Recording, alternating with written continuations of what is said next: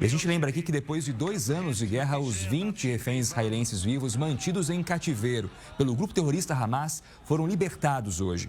Os reféns foram divididos em 2 grupos. O primeiro, com 7 sobreviventes, foi recebido por familiares na cidade de Reim. E o segundo, com mais 13 reféns, já está em território israelense. Carros da Cruz Vermelha transportaram os reféns que deixaram a cidade de Gaza ainda nas primeiras horas da manhã, madrugada, aqui no Brasil. Em Tel Aviv, a população comemorou a chegada dos reféns. Responsável por mediar o acordo de cessar-fogo, o presidente dos Estados Unidos, Donald Trump, desembarcou hoje em Israel e há pouco, então, você viu aí, fez esse extenso discurso no parlamento israelense. E as imagens que você acompanha aqui comigo são imagens ao vivo da Praça dos Reféns, onde muitos israelenses acompanharam, então, ali por telões que foram montados, esses discursos, não só do presidente americano, como mais cedo o discurso também do primeiro-ministro Benjamin Netanyahu, e imagens ao vivo também que você continua acompanhando com a gente aqui na Record News. Para repercutir esse discurso, eu converso agora com o Igor Lucena, doutor em Relações Internacionais, o Igor que sempre esteve com a gente nessa cobertura de guerra e está nesse momento que é tão importante, né, Igor? Que é o que a gente já esperava dessa notícia há tanto tempo, que era o fim do conflito, e felizmente conseguimos dar essa notícia desta guerra que chega ao fim. Como é que você avalia efetivamente a posição e a participação dos Estados Unidos neste conflito? Foi ou não foi importante para que a gente pudesse estar aqui hoje dando essa notícia? Bom dia. Bom dia, Jonathan. É um prazer estar aqui com vocês. De fato, é um momento histórico, né? Acho que o mundo inteiro está repercutindo o discurso do presidente Donald Trump no Knesset, o parlamento de Israel. Agora, esse momento de paz, ele trouxe um simbolismo muito importante até durante o final de semana. A libertação dos reféns de maneira dividida, né? Foram uma parte no norte, uma parte do sul. Depois a gente viu os líderes do Hamas dizendo que não querem, não irão participar da questão política dentro da administração de Israel. O único ponto, Jonathan, que aí é um ponto de preocupação, é que eles não concordaram em retirar suas armas, né? Ou seja, o que neste primeiro momento é sim uma vitória da paz mundial, a paz no Oriente Médio. Quando a gente fatia isso em momentos, a gente está vendo um cessar-fogo. E um cessar-fogo que se apresenta mais importante do que os que aconteceram no passado. Agora é importante dizer, já tem relatos internamente de alguns conflitos internos em subfacções do Hamas dentro da faixa de Gaza, não contra israelenses, mas membros entre si. E o que é que isso significa? Que na prática será necessário um apoio muito maior dos Estados Unidos. E por que eu digo isso? Os Estados Unidos não foram só fundamentais neste acordo, mas eles serão fundamentais para a manutenção da paz. Por quê? Primeiro, só os Estados Unidos têm o poder de pressão econômica e financeira para impedir que Benjamin Netanyahu queira avançar com qualquer outro tipo de incursão militar. Ao mesmo tempo, os países árabes que querem participar do processo só poderão entrar na faixa de Gaza, e eu estou falando da Turquia, do Catar, da Jordânia, para criar uma coalizão militar de paz com o apoio dos Estados Unidos, e isso está no roteiro. Para manter a organização política e a segurança na faixa de Gaza, será necessário esses militares. Um outro ponto fundamental é os Estados Unidos poderão trazer à mesa, e já querem, os membros da União Europeia para a reconstrução financeira da região. Então, Jonathan, neste momento, muito mais importante do que passou vai ser uma espécie de que a gente chama de momento político para que a faixa de Gaza possa ser reconstruída e mantida em segurança. Dentro deste contexto, é necessário que haja, por exemplo, os acordos de Abraão, que significam a normalização das relações políticas de Israel com os países árabes, precisa avançar, principalmente com a Arábia Saudita. Isso foi algo que parou de propósito por causa dos ataques que foram patrocinados pelo Irã, que o Irã não tem interesse dessas normalizações, e ao mesmo tempo será necessário, por parte dos Estados Unidos e de Israel, em um futuro próximo, o reconhecimento da faixa de Gaza. como um Estado soberano. Mas depois de eleições, depois de um momento de fato, de fim de conflito, tem que haja intercorrências de grupos de tecnocratas que reorganizem toda a região da Palestina. Então, a gente vai ver agora um processo que é lento, que é complexo, que é diplomático, que também é militar, mas que a participação dos Estados Unidos daqui para frente vai ser fundamental.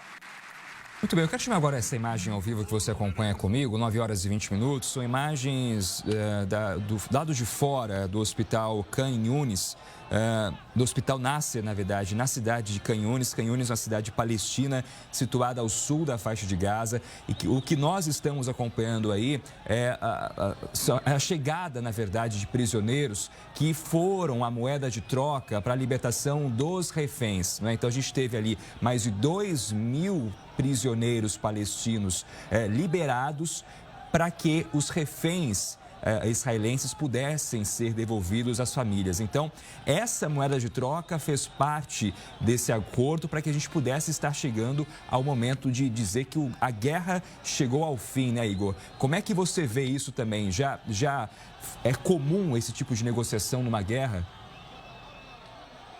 É comum, a gente está vendo aí, muita gente até achou que isso foi muito extremo, né? Foram libertados aproximadamente 2.000 palestinos e do outro lado 42, 45 pessoas e apenas 20, pouco mais de 20 estavam vivas. Mas era estratégico. As pessoas que foram sequestradas em 2023 pelo Hamas precisavam voltar para casa, mesmo que aqueles que faleceram, os vivos. A sociedade israelense demandava isso de uma maneira extremamente forte e dinâmica.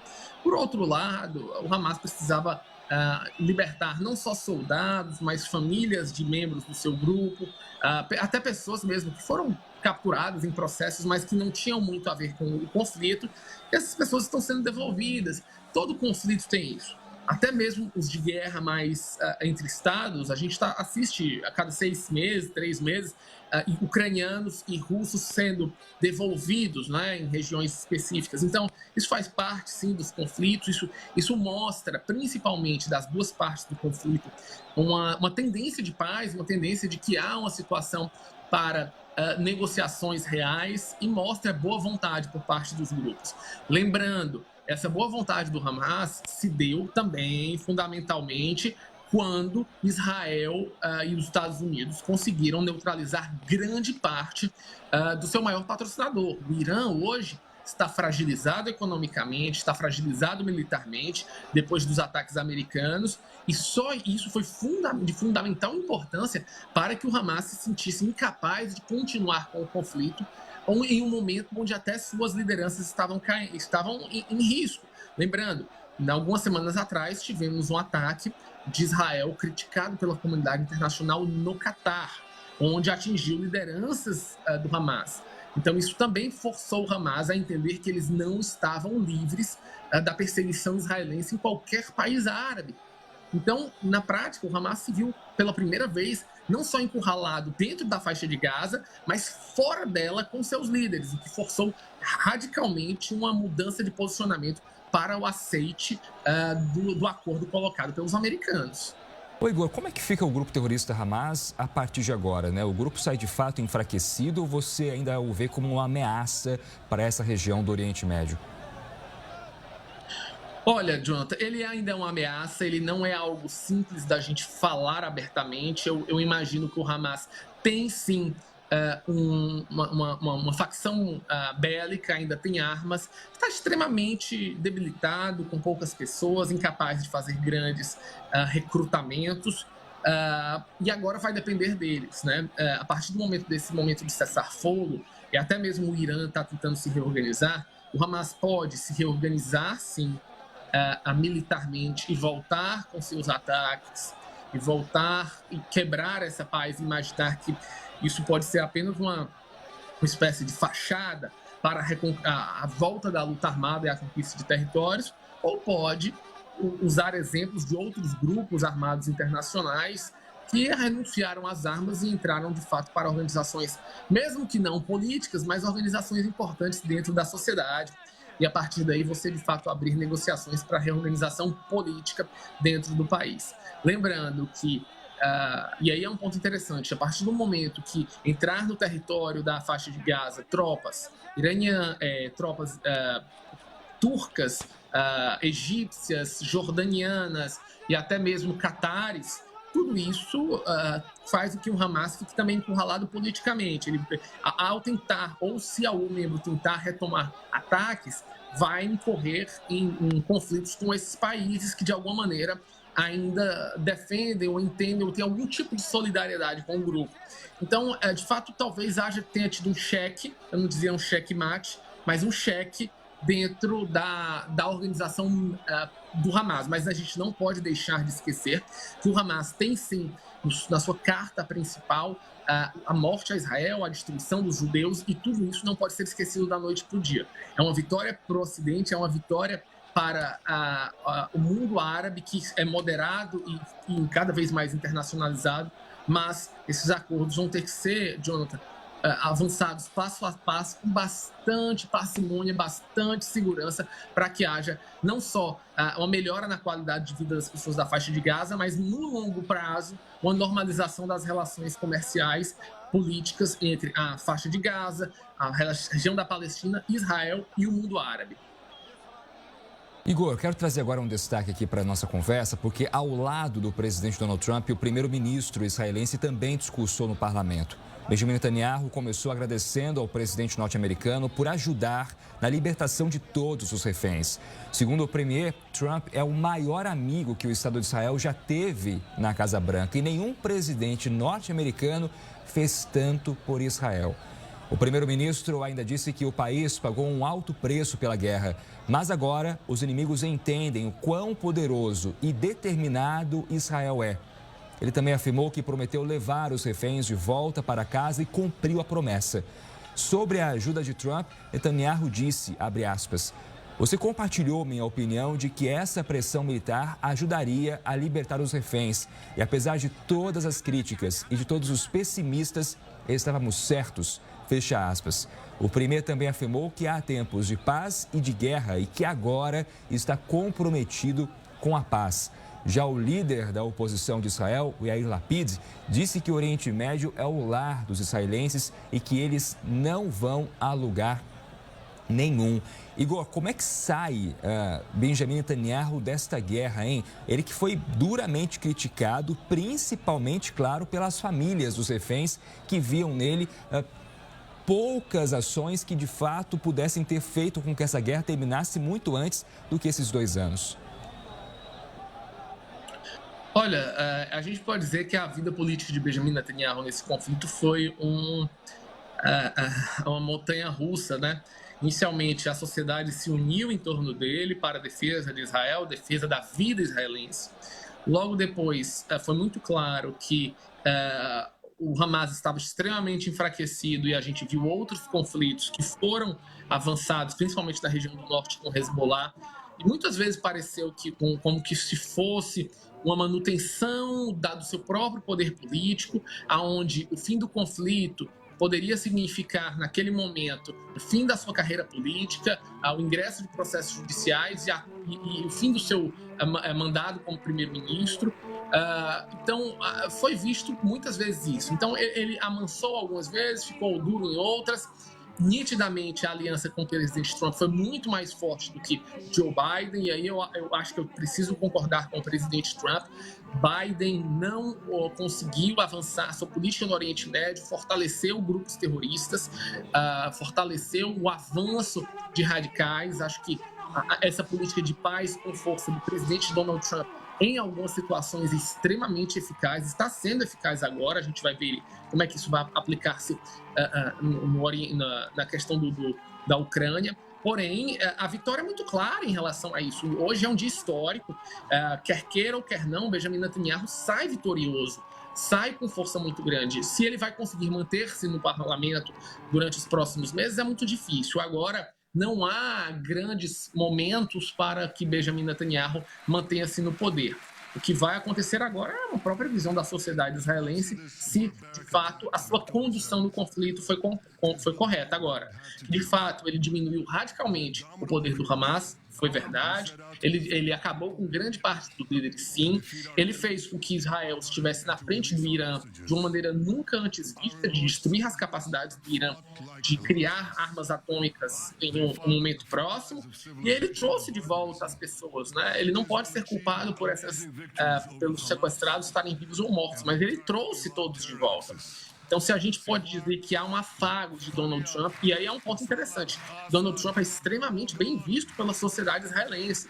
Então, quando ele fala dessa maneira positiva de Netanyahu se valoriza, seu capital político cresce e a sua força fica maior. Agora, em um momento onde ele vai ser colocado também sob escrutínio no fim do conflito, sobre suas ações, o que foi feito de certo, o que foi feito de errado, e se a sua coalizão vai se manter no poder.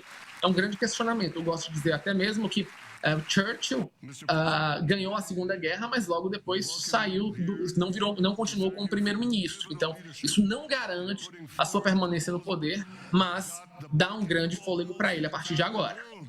Igor, como é que fica a questão de Gaza, né? A gente sabe que a cidade foi praticamente toda destruída diante desses 2 anos de conflito. Há questões aí de que Gaza pudesse ser administrada de outra forma. Enfim, o que será de Gaza daqui para frente? Dá para a gente ter uma expectativa em torno disso? Olha, é difícil dizer hoje. A faixa de Gaza precisa basicamente de uma reconstrução quase que total. E os Estados Unidos não vão fazer isso sozinhos, né? Eles vão precisar da ajuda de países árabes que vão entrar dentro desse consórcio. A gente vai ver vai ser necessário um grupo de tecnocratas locais e internacionais para administrar recursos, para que haja construções, firmas internacionais de construções de prédios, de aeroportos, portos, basicamente todo tipo de infraestrutura básica, que vão até mesmo de esgotos, água encanada, tudo isso vai ser necessário. Os europeus, a União Europeia tem um interesse muito grande nessa reconstrução, tem um interesse em participar com recursos. Então, acho que agora mais que nunca, a solidariedade internacional e a necessidade de reconstrução vai começar. Mas, obviamente, isso só vai começar com a garantia de segurança. Então, o primeiro momento vai ser a saída das tropas israelenses dentro da faixa de Gaza, a chegada de uma coalizão internacional militar de segurança, coordenada pelos Estados Unidos, provavelmente uma base americana em Israel, e a partir que haja garantia de segurança de todos os moradores, que não haja incursões de membros rebeldes da faixa do Hamas ou outros grupos terroristas, a gente vai sim assistir o início de uma construção nesse território da faixa de Gaza, que é um território aí entre aproximadamente 400 quilômetros quadrados. Não é grande, mas não é tão grande assim, mas vai ser necessário alguns bilhões de dólares para, de fato, a cidade voltar a região se tornar habitável pela sociedade, pelas pessoas de uma maneira minimamente adequada, né? Então a gente vai ver aí alguns anos de reconstrução dentro desse momento histórico. 9 horas e 32 minutos. A gente tem agora imagens ao vivo do grupo de 20 reféns que foram libertados hoje, chegando neste momento até o Hospital Itilov, que fica em Tel Aviv. Ou seja, esses reféns que deixaram Gaza e neste momento passam a receber então os primeiros atendimentos médicos. Claro que a partir de agora, um acompanhamento muito delicado com todas essas vítimas que viveram as mais altas atrocidades durante esses 2 anos de conflito. 2 anos em que tiveram sob poder dos terroristas do Hamas. Ou seja, uma situação que comoveu o mundo a partir de tudo que o Hamas fez naquele dia 7 de outubro de 2023, com as atrocidades cometidas por este grupo terrorista. Então, os reféns que neste momento recebem atendimento médico e, claro, né, Igor, à medida em que eles tiverem condições psicológicas, o que a gente vai acompanhar dos depoimentos dessas pessoas, né? Do terror que elas viveram, vidas que foram de cabeça para baixo em um instante, pessoas que, a maioria das vezes, estavam naquele festival de música e, infelizmente, foram raptadas pelo grupo terrorista Hamas. Então, também é uma comoção muito grande diante de todo mundo, e a gente viu isso ao longo desses 2 anos de conflito, por conta da situação de fato de vulnerabilidade e de exploração ao qual essas pessoas foram submetidas, né, Igor? A questão dos reféns foi algo que trouxe para essa guerra um impacto muito grande, porque diferentemente, por exemplo, da guerra entre Ucrânia e Rússia, claro, há civis envolvidos que perderam as vidas, mas neste caso, em Israel e Hamas, a questão dos reféns foi um ponto de fato que chocou muitas pessoas e que trouxe uma comoção ainda maior para esse conflito, não? Não há dúvidas em relação a isso. Quando você tem conflitos entre dois grupos armados, a gente viu isso na Ucrânia. A gente viu ameaças, a gente viu tanques, soldados, mas a população civil ficava nas cidades, nas suas casas. Obviamente, toda guerra tem vítimas, mas essas vítimas, elas não são sequestradas, né? A gente viu que isso rapidamente iria se tornar algo complexo. E quando a gente viu as casas sendo invadidas, as pessoas sendo levadas daquela festa no sul da região da faixa de Israel, os sequestros, tudo isso foi visto como um ato de brutalidade, selvageria.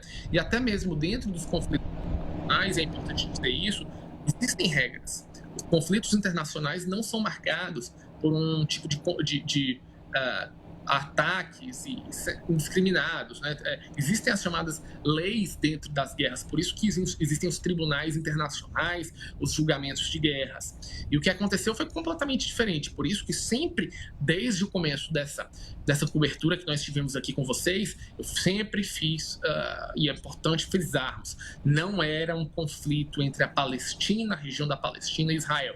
Era um conflito, ainda é, né, mas enfim, a gente está tentando encerrar essa página entre o Estado de Israel, devidamente constituído, e um grupo terrorista que, por aquele momento, controlava toda a faixa de Gaza. E fazia isso com um objetivo muito claro. O controle da faixa de Gaza, politicamente, do ponto de vista administrativo, por membros do Hamas, tinha o objetivo de fazer com que as pessoas da faixa de Gaza fossem escudos humanos e, ao mesmo tempo, tentar legitimar o grupo como um organismo político, que, graças a Deus, não foi visto como isso e, infelizmente, a população da faixa de Gaza sofreu. Porém, é importante dizer, se nós assistirmos daqui para frente uma nova Gaza, com o Hamas fora do comando político, de fato, forças representativas, democráticas, eleitas, tecnocratas administrando a região, nós vamos ter um futuro para a região infinitamente melhor e mais reconhecido do que teríamos se ainda estivéssemos assistindo o Hamas administrando a faixa de Gaza, os hospitais, os ministérios, as comunicações, tudo isso, de fato, não teria futuro. A administração da faixa de Gaza feita pelo Hamas era, sim, uma administração terrorista que tinha como objetivo claro usar a região para os seus objetivos políticos, o que, obviamente, confundia a sociedade internacional e fazer com que a própria população pagasse o preço. Igor, como que fica a imagem da comunidade internacional, ou como ficou, né, diante desse conflito? Porque a gente viu ali no início, claro, muitos esforços, vários países envolvidos numa tentativa de tentar fazer com que essa guerra não fosse tão longe como chegou, mas a gente também viu muitos fracassos, né? De fato, de que não houve avanço na maioria das vezes, e aí a gente chegou então a 2 anos de guerra com muitas vidas perdidas. Como é que você analisa esse conjunto, né? A comunidade internacional, ela sai enfraquecida ou ainda temos um fortalecimento de alguns grupos, como foi nesse caso, a gente precisa aqui dizer, né? Os grupos que diretamente estiveram envolvidos para que essa guerra terminasse? Olha, Jonathan, eu não acho que a comunidade internacional está enfraquecida. O que está enfraquecido é o multilateralismo. Acho que órgãos como a Organização das Nações Unidas está enfraquecido. A ideia de que haja um debate claro e direto para tentar reorganizar soluções está enfraquecido. Porém, o que nós estamos vendo é que órgãos regionais, parcerias multilaterais específicas para cada caso, tem se tornado mais forte. E aí um ponto que é fundamental dizer, a parceria militar, os parceiros que estão dentro dessa coalizão norte-americana para tentar realizar esse fim de conflito. São parceiros militares com alta capacidade de destruição bélica, alta capacidade de defesa. Não é dúvida de que, no caso do Oriente Médio, o que mais está sendo valorizado hoje é a capacidade de investimento militar da OTAN. E o que isso significa? Significa que no mundo inteiro, os órgãos multilaterais e a comunidade internacional baseada única e exclusivamente no diálogo, única e exclusivamente na relação tradicional diplomática não funciona. Os players, os agentes estão subindo o tom, principalmente quando eles têm aliados de potências atômicas ou são potências atômicas, né, como é o caso de Israel. E o que está funcionando para resolver esses conflitos, pelo menos agora, é a chamada diplomacia de força.